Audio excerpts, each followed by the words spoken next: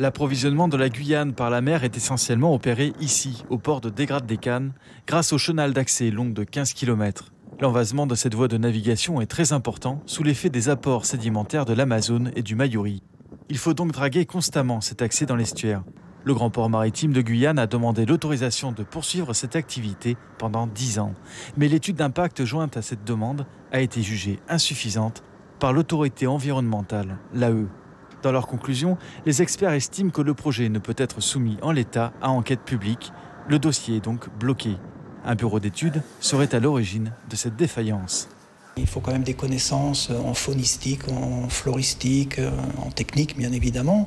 Donc en général, on s'adjoint les services d'un cabinet, d'un bureau d'études spécialisé un peu sur ces domaines-là.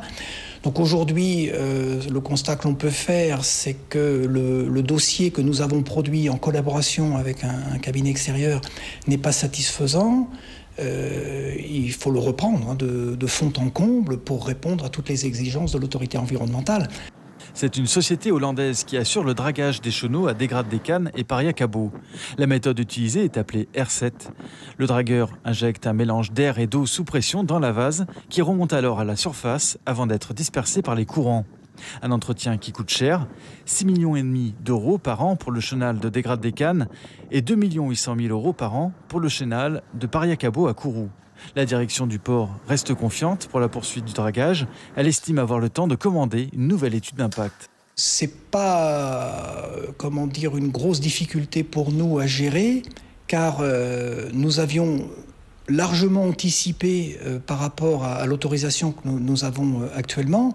Son échéance est fixée à 2019. Donc on a encore toute la fin de l'année 2017 et toute l'année 2018 pour mettre notre dossier au clair.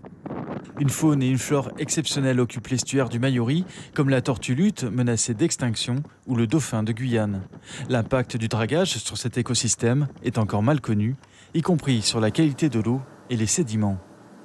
On n'a pas forcément tous les éléments pour apprécier réellement l'impact que cela peut avoir, par exemple au niveau de l'apport de rechargement des plages de sable ou de l'accélération ou pas du déplacement du banc de vase à proximité de cet estuaire. L'autorité environnementale recommande une reprise complète de l'étude d'impact, même si la technique utilisée pour draguer les chenaux reste la même pour les 10 ans à venir.